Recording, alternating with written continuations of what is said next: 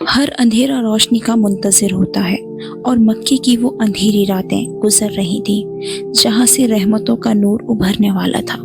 نبی کریم کی والدہ محترمہ حضرت آمنہ اپنے شوہر عبداللہ کی وفات کے بعد غم میں ڈوب گئیں۔ راتوں کی تنہائی میں اکثر آنسو بہتے، لیکن پھر خود کو تسلی دیتی، اللہ سے دعا کرتی، یہ جو میری شکم میں میرا بچہ ہے، یہی میرا سہارا ہے، یہی میری زندگی کا مقصد ہے۔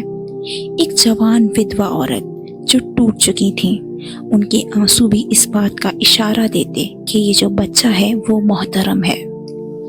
حضرت آمنہ دوسری عورتوں سے سن چکی تھیں، حمل کے درمیان عورتیں تکلیف کا شکار رہتی، بے چینی، درد اور دیگر مسائل، مگر آپ نے محسوس کیا جب سے نبی کریم آپ کی شکم میں تھے، آپ نے کبھی کوئی تکلیف محسوس نہ کی۔ البتہ آپ نے غور کیا، ایک عجیب نور ان کے ساتھ رہتا۔ گھر سے نکلتی تو ایک سفید بادل ان کے اوپر سایہ کر لیتا، جب زمزم کی کنویں پر پانی بھرنے جاتی، پانی خود ان کی طرف ابھر آتا اور آپ فوراً پانی بھر لیتی۔ عجیب تھا، مکے کی عورتیں حیران تھیں۔ آمنہ، تمہارے لیے زمزم بھی اپنا راستہ آسان کر دیتا ہے۔ حضرت عبد المطلب، نبی کریم کے دادا محترم، مکے کے بزرگ سردار، اپنے بیٹے کی نسل کی دعا روز کعبے کا غلاف پکڑ کر کرتے، یا اللہ میرے عبداللہ کی نسل کو آباد رکھنا۔ ایک دن مکے کے کچھ لوگوں نے حضرت عبد المطلب سے کہا، ہمارے یہاں رواج ہے جب کسی عورت کا شوہر فوت ہو جاتا ہے تو اسے باقاعدہ 1 سال سوگ کرنا ہوتا ہے۔ عبداللہ، آپ کی بہو سوگ کیوں نہیں کرتی؟ وہ تو اتنی تیز خوشبو لگاتی ہے کہ جو مکے کے بڑے بڑے سوداگروں کے پاس بھی نہیں ملے گی۔ یہ بات سن کر حضرت عبد المطلب پریشان ہو گئے۔ گھر آئے، بی بی حضرت فاطمہ سے کہا، جا کر آمنہ سے پوچھو کیا اس کے لیے میرا بیٹا عزیز نہ تھا؟ یہ بات سن کر حضرت فاطمہ بولی، حضرت بی بی فاطمہ نے کہا، میں پہلے بھی ایک بار کوشش کر چکی ہوں۔ جب میں نے آمنہ سے پوچھا تم کیوں خوشبو لگاتی ہو، تو ان کی پیشانی سے ایسا نور نکلا اور میں وہیں بے ہوش ہو گئی۔ جب حضرت عبد المطلب نے سنا تو آپ نے کہا، چلو دونوں ساتھ چل کر پوچھتے ہیں۔ حضرت عبد المطلب نے سوال کیا، آمنہ، تمہیں کیا میرا بیٹا عزیز نہ تھا؟ تم کیوں میرے بیٹے کا غم نہیں کرتی؟ کیا تم نے میرے بیٹے کو بھلا دیا؟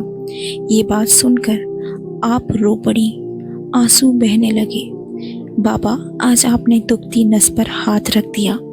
وہ بولی، بابا میں کوئی خوشبو نہیں لگاتی، جب سے یہ بچہ میری شکم میں ہے میرے جسم سے ایک الگ ہی خوشبو پھیلتی ہے۔